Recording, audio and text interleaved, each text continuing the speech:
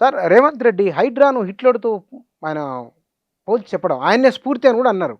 దీని ఆయన ఉద్దేశ్యం ఏందన్నట్లు ఆయన ఎందుకు అట్లా మాట్లాడినట్లు? స్పర్ ఆఫ్ ద మూమెంట్ ఒకటి ఆలోచన చేసినేమో, స్పర్ ఆఫ్ ద మూమెంట్ తనకు ఐడియా వచ్చిందేమో, హిట్లర్ లాగా ఒక స్ట్రాంగ్ డిసిషన్ తీసుకుంటాము, హిట్లర్ లాగా మేము యాక్షన్ తీసుకుంటాం. కానీ రాంగ్ కంపారిజన్ నిజంగా చెప్పాలంటే.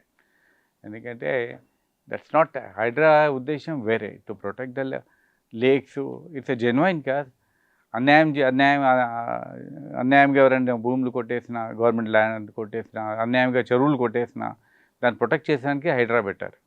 హైడ్రా అంతేగాని ఇది ఏదో హిట్లర్ టైపో లేకుంటే హిట్లర్ టైప్ అంటే డిఫరెంట్ మీనింగ్ వస్తాయి కనోటేషన్స్ యాక్చువల్లీ. ఏంటంటే అవి జ్యూస్ని చంపేసినప్పుడు అప్పుడు కూడా ఎస్ఎస్ అని ఒక స్పెషలైజ్ గ్రూప్ ఉండే.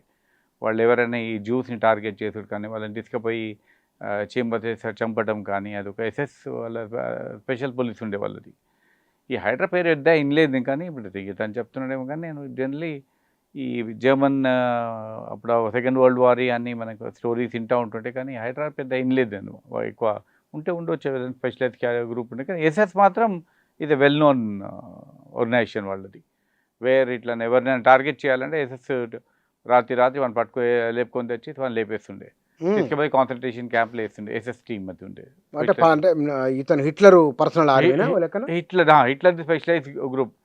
మనకు ఇంటెలిజెన్స్ బ్యూరో కూడా అనలేము మనము. ఒక specialize category of task force ఉంటుంది కదా, ఆ టాస్క్ ఫోర్స్ టైప్ వ్యక్తిగత టాస్క్ ఫోర్స్. టాస్క్ ఫోర్స్ ఇక ఆయన స్పెషలైజ్ టాస్క్ ఫోర్స్. ఇక వాళ్ళు లేపుకొని రావాలి, వాళ్ళు లేపేయాలి.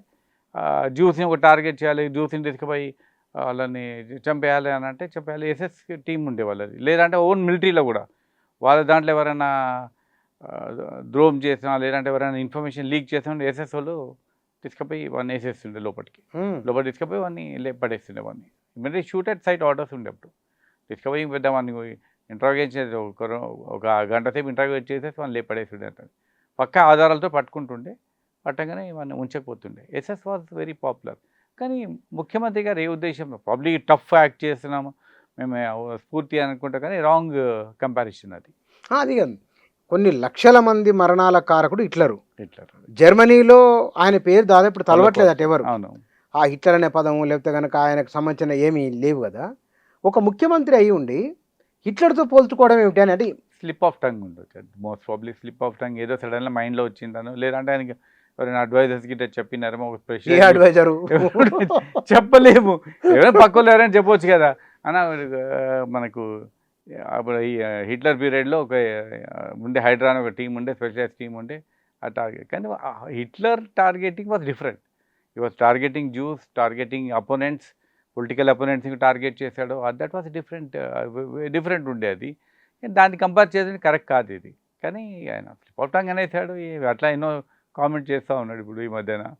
కాబట్టి that is not correct comparison అది. కానీ ఎన్నికల ముందు కేసీఆర్ భాష గురించి మాట్లాడిన వాళ్ళు, ఆయన వ్యవహార శైలి బాగలేదని చెప్పిన వాళ్ళు, అందులో ఈయన నెంబర్ 1 కదా. మళ్ళీ ఇప్పుడు ఆయన కొడతా, తంత, గుద్దుతా ఇవే మాటలు మాట్లాడుతున్నారు. అంటే ఇప్పుడు నేను ప్రైవేట్లో మన లీడర్స్ కూడా చాలామంది మాట్లాడుతూ ఉంటారు కదా. నేను కేసీఆర్ గారు ఉన్నప్పుడు కూడా ఈ డిస్కషన్స్ వచ్చేస్తాయి. మేము కూడా ఒకసారి చిట్ చాట్ చేసేప్పుడు అన్న ఈ అటిట్యూడ్ బాగాలేదన్న, ఎందుకు ఇట్లా బాగుంటుంది కేసీఆర్ అప్పుడు మేము అన్నప్పుడు ఇప్పుడు మీటింగ్లో ఏదో మూమెంట్ వచ్చేసి జోష్ వచ్చేసి అంటే మా ఉద్దేశం. కానీ తర్వాత ముఖ్యమంత్రి అయినాక చాలా తగ్గించాడు. లేకుంటే మనకు తెలంగాణ మూమెంట్లో చూసాం కదా, అంటుండే అప్పుడు యాక్షన్ అది మూమెంట్ లేపుతుండేది. సిగ్గు లేదు, శరం లేదు వాళ్ళకి, అది ఇది ఇష్టం ఉన్నట్టు తిట్టుడు ఉండే. కానీ సీఎం అయినాక తగ్గాడు చాలా మటుకు. కానీ ఏంటంటే ఇప్పుడు కొంతమంది పాలిటీషియన్స్ కూడా అదే, ఈయన యంగ్ బ్లడ్, హాట్ బ్లడర్ ఈయన రేవంత్ రెడ్డి గారు కూడా, తనకు వాళ్ళ ఫీలింగ్ ఏంటి అని అంటే ఇట్లా తిడితేనే జనాలు నిజంగా వాళ్ళు బాగా ఉత్సాహం వస్తుంది, మనకు సపోర్ట్ ఇస్తారని ఒక ఫీలింగ్ ఉంది. కానీ ఒక పీరియడ్ అయినాక జనాలకు నచ్చదు అది. ఇప్పుడు మనం ఫ్యామిలీతో కూర్చొని టీవీ ముంగ చూస్తుంటే వాళ్ళు ఉత్సాహంగా వాడిని బట్టలు ఇప్పి కొడతా, వాడిని తొండ మిడతా, అవన్నీ వింటే మంచిగా అనిపించదు. ఎందుకంటే ఇప్పుడు లాట్ ఆఫ్ ఎడ్యుకేటెడ్ పీపుల్ అదే, ఐటీ ఎంప్లాయీస్ ఉన్నారు, చాలామంది ఎడ్యుకేటెడ్ ఫ్యామిలీస్లో కూడా ఉన్నారు. ఇండ్లలో కూర్చొని టీవీలలో చూస్తే తొండలు ఇట్సబడని ముఖ్యమంత్రి లెవెన్లో.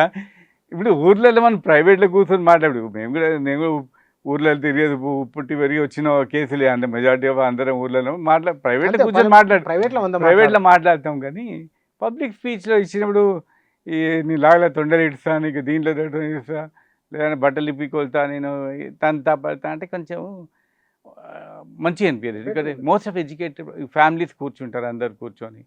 ఇప్పుడు ఫ్లో ఉంటుంది. మనం చెన్నారెడ్డి గారు చూస్తాం, మనం లాంగ్వేజ్ ఉంటుంది మాట్లాడేది. ఆయన ఎప్పుడు తిట్టకపోతుండే ఇట్లా. మనకు కోట్ల విజయభాస్కర్ రెడ్డి ఉండే తిట్టకపోతుండే. మంచిగా విందామా? అవును. ఎన్ రామారావు గారు ఎప్పుడు చాలా రేర్గా ఎన్ రామారావు గారు తెలుగులో మాట్లాడుతుండే, ఆవేశంతో మాట్లాడుతుండే, కానీ బూతులు రాకపోతుండే, సాంస్క్రిటైజ్ వర్డ్స్ ఉంటుండే. అసలు స్టార్టింగ్లో అయితే ఎన్ రామారావు మాట్లాడితే మనకు అర్థం కూడా కాకపోతే మన రిపోర్టర్లకి ప్రెస్ కాన్ఫరెన్స్ అయినా బయటకు వచ్చేసి మళ్ళీ ఏం మాట్లాడినంటే ఒకరు క్రాస్ చెక్ చేసుకుంటుండే. ఎందుకంటే అప్పుడు లాంగ్వేజ్ క్షీర సంక్షేమ పథకము, వారుణ వాహిని, ఈ దానికి ఎక్స్ప్లెనేషన్ చేస్తుండే మనకి, అప్పటికి బంపర్ పోతుండే. కానీ ఇప్పుడు సింపుల్ లాంగ్వేజ్లో మాట్లాడి మనకు చెన్నారెడ్డి గారు బాగా మాట్లాడు. ఉర్దూ కానీ తెలుగు కానీ మంచి లాంగ్వేజ్ కమాండ్ ఉంటుంది. కానీ ఎవరికైనా కానీ ఏ ముఖ్యమంత్రి గారు అయినా కూడా లాంగ్వేజ్ కమాండ్ ఉండాలి. ఎందుకంటే people know lot of educated people are there. బాగా మన ఇంట్లో కూర్చుంటే ఫ్యామిలీస్ ఏదైనా కానీ ఒక మెసేజ్ పంపించాలన్నా కూడా, ఇప్పుడు ముందు విజిల్స్ కొడుతుండొచ్చు కొంతమంది, అరే అన్న బాగా తిట్టిండ్రు రాబోయే వాళ్ళని లేపేసింది దుమ్ము లేపినాను, కానీ మంచిగా ఇప్పుడు నిజంగా వాట్సాప్ ఫేస్బుక్లో కానీ ఇవన్నీ చూస్తుండే ఒక్కొక్క లీడర్ తిట్టుడు చూస్తుంటే మాత్రం మరీ భయంకరం అనిపిస్తుంది. కానీ సార్ ఇక్కడ రేవంత్ రెడ్డి విషయమే తీసుకుంటే కనుక చెరువులను ఎవరు ముట్టుకునే సాహసం చేయలేదు, భయపడ్డారు. అవును, కానీ ధైర్యం చేసిన ఆ విషయాన్ని మనం అంగీకరించాలి. 100%. చెరువుల పునరుద్ధరణ గొప్ప ప్రయత్నం, అది మామూలు ప్రయత్నం కాదు.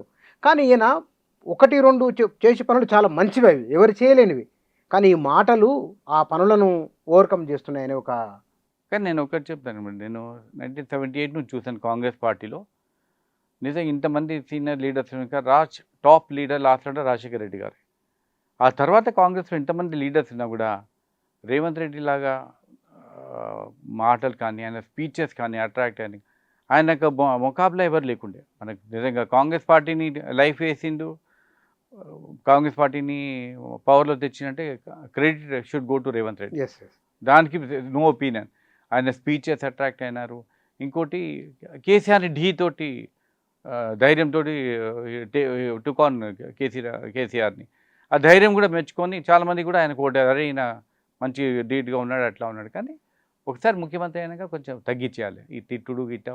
It does not run for long term. మంచిగా అనిపించదు కూడా పబ్లిక్లో ఫ్యామిలీస్ ఎంబడి కూర్చున్నప్పుడు ఇక తిట్టుడు. ఎవరైనా ఏ లీడర్ పొలిటికల్, నాట్ జస్ట్ మన ఈయన కానీ. ఒకసారి బండి సంజయ్ కూడా మనకు తింటూ ఉంటుండే ఇందాం మనం. కానీ అది అవాయిడ్ చేసుకోవాలి చాలా మటుకు.